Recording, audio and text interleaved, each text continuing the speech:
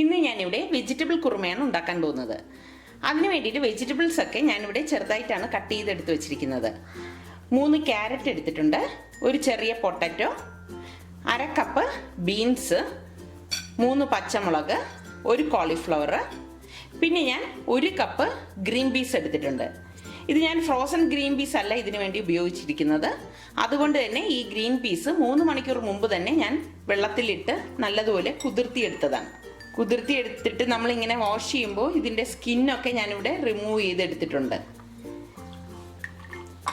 ഇനി ഇത് എങ്ങനെയാണ് ഉണ്ടാക്കുന്നതെന്ന് നോക്കാം.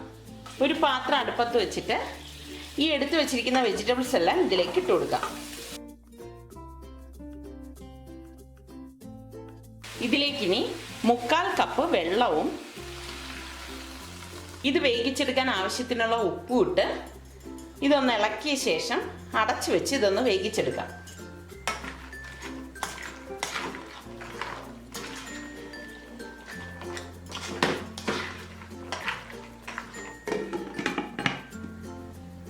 ഇത് വേകുന്ന സമയം കൊണ്ട് ഞാനിവിടെ ഒരു 20 കാഷ്നട്ട് എടുത്തിട്ടുണ്ട്.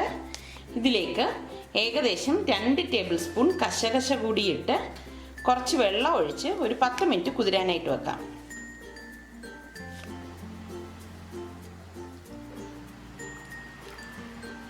ഒരു മിക്സിയുടെ ജാർ എടുത്തിട്ട് അതിലേക്ക് ഒരു പീസ് പട്ട, 3-4 ഗ്രാമ്പൂ, 1 ടീസ്പൂൺ ചെറിയ ജീരകം, 4 ഏലക്കായ, 1 ടീസ്പൂൺ പെരിഞ്ജീരകം, 1 teaspoon Kashmiri red chilli powder, 1/4 teaspoon മഞ്ഞൾപ്പൊടി, 1/2 ടീസ്പൂൺ ഗരം മസാല പൊടി, ആവശ്യത്തിനുള്ള ഉപ്പ്, ഇത്രയും ഒന്ന് അരച്ചെടുക്കാം.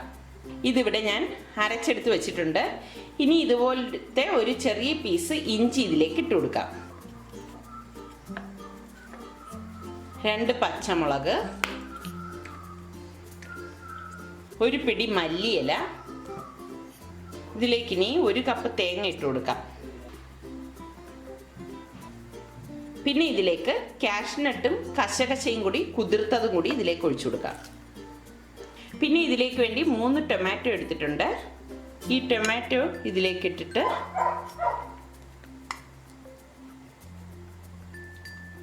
ഇതിനി നന്നായിട്ട് അരച്ചെടുക്കാം. ഇതിവിടെ നന്നായിട്ട് അരച്ചെടുത്ത് വെച്ചിട്ടുണ്ട്.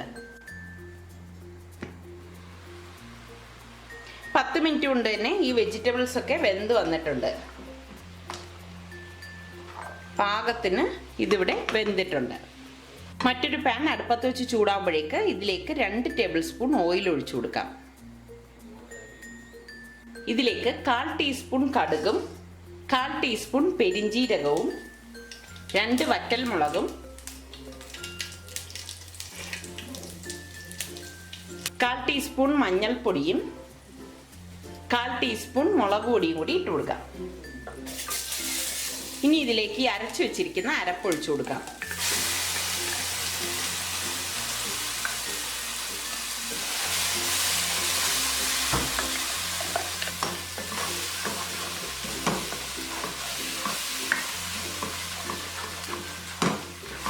ഈ അരപ്പിൻ്റെ പച്ചമണം മാറുമ്പോഴേക്ക് ഇതിലേക്ക് 2 കപ്പ് വെള്ളം ഒഴിച്ചു കൊടുക്കാം. ഞാനിവിടെ മിക്സിയുടെ ജാറിലേക്ക് തന്നെ വെള്ളം ഒഴിച്ചിട്ടാണ് ഒഴിച്ചു കൊടുക്കുന്നത്. ഇനി ഫ്ലെയിം ഒന്ന് കൂട്ടിക്കൊടുക്കാം. ഈ അരപ്പ് ഇവിടെ തിളച്ച് വരുമ്പോഴേക്ക് നമ്മൾ ബോയിൽ ചെയ്ത് വെച്ചിരിക്കുന്ന വെജിറ്റബിൾസ് ഇതിലേക്ക് ഇട്ട് കൊടുക്കാം.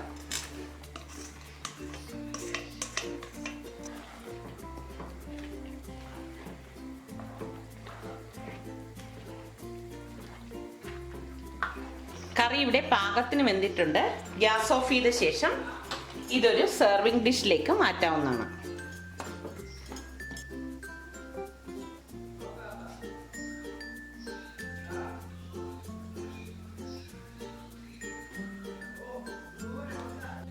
ഇതിനു മുകളിൽ കുറച്ച് മല്ലിയില കൂടി വിതറി കൊടുക്കാം.